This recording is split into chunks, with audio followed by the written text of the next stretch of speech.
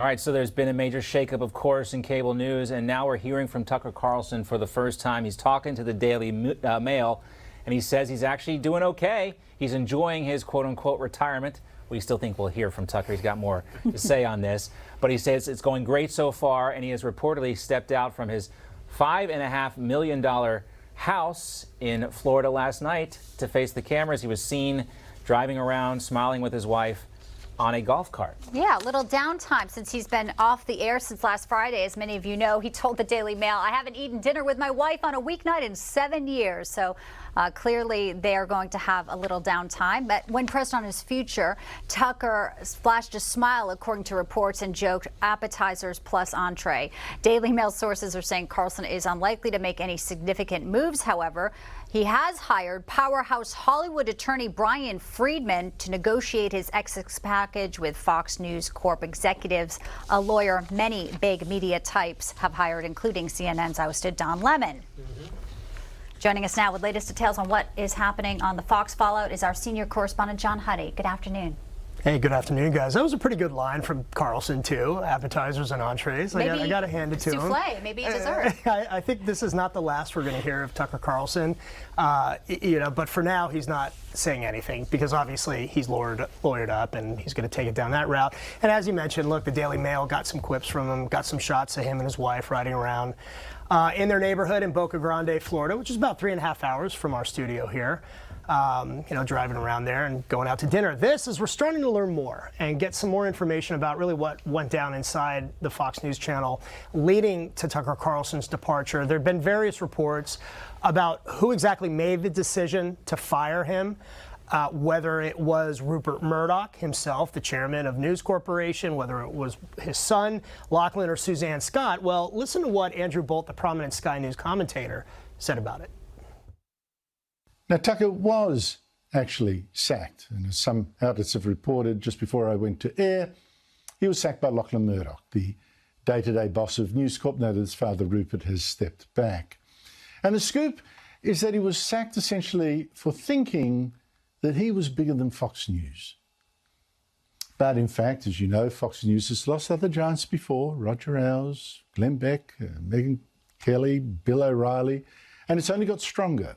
And I suspect it'll survive losing Carlson as well. Good a journalist as...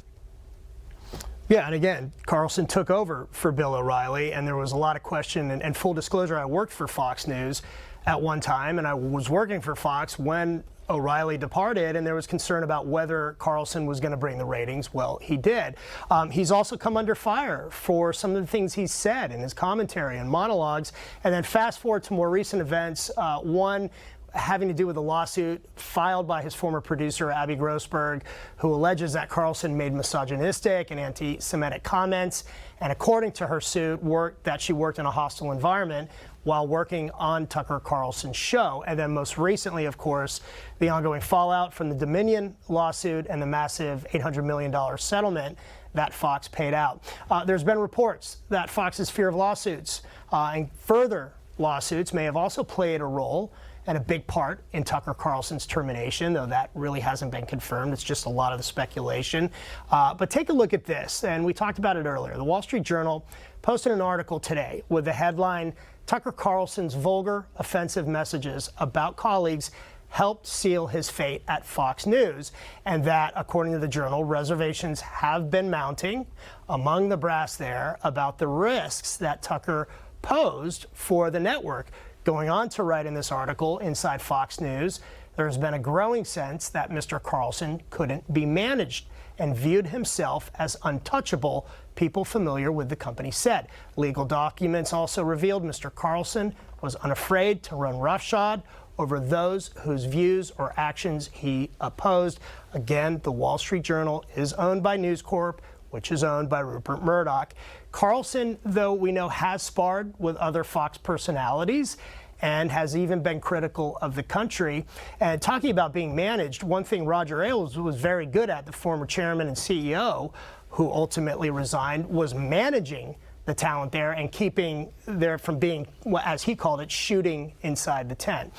The Journal also reported it was Lachlan Murdoch, in consultation, by the way, with Fox News chief executive Suzanne Scott, who made the decision ultimately to fire Carlson, who, according to various reports, and again, we haven't heard from him, who was blindsided by it. He said even Friday, told his audience, we'll see you Monday.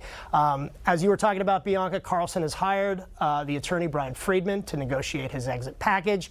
Friedman's also representing Don Lemon, who CNN let go on Monday, as well as Chris Cuomo, another former CNN anchor. Guys. He also worked with Megyn Kelly, so I guess he's quite versed in That's right. ex-Fox talent over there. John Huddy, good to see you. Thanks. You too. Thank you.